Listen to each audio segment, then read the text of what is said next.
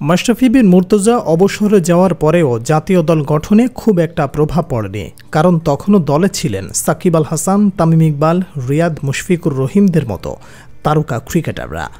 কিন্তু একে একে সিনিয়র ক্রিকেটাররা বিদায় বলতে শুরু করেছেন। নানান কারণে সাকিবের আর দেশে ফিরে খেলার তেমন কোনো সুযোগ নেই। মুশফিক টি-20-র পর ওয়ানডেকেও বিদায় বলে দিয়েছেন।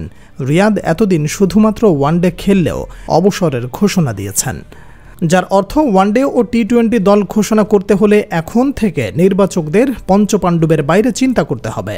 নাজমুল হোসেন শান্ত, মেহেদী হাসান মিরাজ, লিটন কুমার দাস, তাসকিন আহমেদদের উপরই ভরসা করতে হবে, যারা এখনও ধারাবাহিকভাবে নিজেদের প্রমাণ করতে পারেনি। তাই বলা যায় গাজী আশরাফ হোসেন লিপুর নির্বাচক প্যানেলের জন্য শুরু হচ্ছে নতুন চ্যালেঞ্জের দিন। এই বিষয়ে সাবেক নির্বাচক হাবিবুল বাশার সুমন বলেন, দেখেন, জাতীয় দল নির্বাচন সবসময় চ্যালেঞ্জিং। তারকা ক্রিকেটার বেশি থাকলে তাদের সঙ্গে নতুন করে তরুণদের যোগ করা কঠিন, আবার তারকা না থাকলে তখন প্রতিভার বিচারে দল গঠন করাও চ্যালেঞ্জ। আমাদের নির্বাচক যারা আছেন তাদের জন্য কিছুটা সমস্যা হবে, তবে এটা তো হওয়ারই কথা ছিল। এমন দিন আসবে নির্বাচকরাও জানত। আমার মনে হয় তারা মানসিকভাবে প্রস্তুতিটা নিয়ে রেখেছেন। অন্যদিকে জাতীয় দলের সাবেক আরেক নির্বাচক নাম প্রকাশ না করার শর্তে জানিয়ে দেন, বর্তমানে যারা নির্বাচক আছেন তাদের জন্য অপেক্ষা করছে বেশ কঠিন দিন। তিনি বলেন, আমরা যখন নির্বাচক ছিলাম তখন সাকিবকে নিলে 2টি প্লেয়ার দলে নেওয়া হয়ে যেত। তামিম ইকবাল দেশসেরা ওপেনারদের একজন, মাশরাফি সেরা অধিনায়ক টিমমেট, মুশফিক দারুণ ভরসার জায়গা ছিল, মাহমুদুল্লাহ রিয়াদও দলে দারুণ অবদান রাখতে পারত। এখন বিশেষ করে ওয়ানডে আর টি-20 দল গঠন করতে গেলে বড় চ্যালেঞ্জে পড়তে হবে নির্বাচকদের, কারণ তরুণ ক্রিকেটাররা এখনও নিজেদের প্রমাণ করতে পারেনি।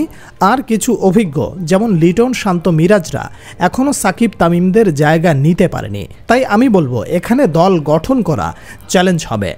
অন্যদিকে রোববার কেন্দ্রীয় চুক্তি প্রকাশ করেছে বাংলাদেশ ক্রিকেট বোর্ড, যেখানে বি ক্যাটাগরিতে মাহমুদুল্লাহ রিয়াদকে রেখেই চুক্তির তালিকা প্রকাশ করা হয়েছে। তবে বিসিবি বিজ্ঞপ্তিতে জানিয়েছে মাহমুদুল্লাহ নিজের নাম প্রত্যাহার করে নিয়েছেন চুক্তি থেকে, যে কারণে আগেই অনুমান করা হয় ওয়ানডে থেকেও অবসর নিতে যাচ্ছেন মাহমুদুল্লাহ রিয়াদ। এছাড়াও অনেকেই মনে করেন চুক্তিতে থাকতে পারত তরুণ প্রতিভা শামীম হোসেন পাটোয়ারি। তাকে না রাখা কতটা সঠিক হলো তার চেয়ে বেশি বাশার অবাক হয়েছেন শরীফুল ইসলামকে সি ক্যাটাগরিতে দেখে। তিনি বলেন, দেখেন, শামীম এখনও পুরো ফর্মে নেই। ঘরোয়া ক্রিকেটে 1-2 ম্যাচ বিবেচনায় নিয়ে চুক্তিতে রাখা ঠিক হবে না। বিসিবি চিন্তা করে সিদ্ধান্ত নিয়েছে, শামীম যদি ফর্মে থাকে তাহলে তাকে দলে নেওয়া হবে, তখন সে চুক্তির সুবিধা ভোগ করবে। তবে আমি অবাক হয়েছি শরীফুল ইসলামের সি ক্যাটাগরিতে থাকা দেখে। ও তো নিয়মিত পারফর্ম করছে, কেন ওকে এত নিচে রাখা হলো সেটাই বুঝতে পারছি না।